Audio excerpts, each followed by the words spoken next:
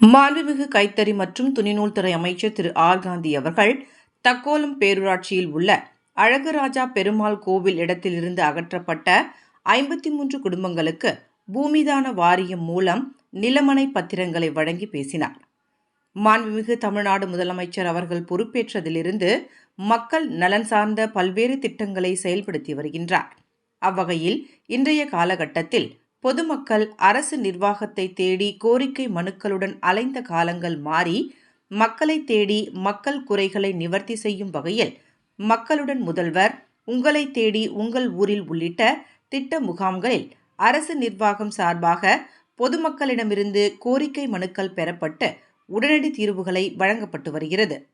கலைஞர் நூற்றாண்டு விழாவினை முன்னிட்டு மாவட்டத்தில் உள்ள வட்டம்தோறும் சிறப்பு பட்டா முகாம்கள் நடத்தப்பட்டு 1000க்கும் மேற்பட்ட பொதுமக்களுக்கு இலவச வீட்டுமனை பட்டாக்கள் வழங்கப்பட்டு வருகிறது.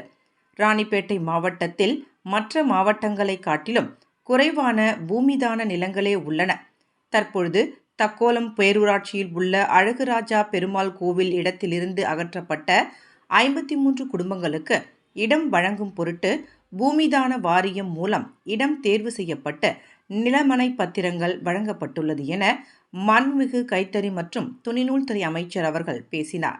இந்நிகழ்ச்சியில் மாவட்ட வருவாய் அலுவலர் சுரேஷ், வருவாய் கோட்டாட்சியர் ஃபாத்திமா, பேரூராட்சி தலைவர் நாகராஜன், துணைத் தலைவர் கோமலா ஜெயகாந்தன், வட்டாட்சியர் செல்வி மற்றும் தேர்ந்தெடுக்கப்பட்ட உள்ளாட்சி அமைப்பு பிரதிநிதிகள் பலர் கலந்து கொண்டனர்.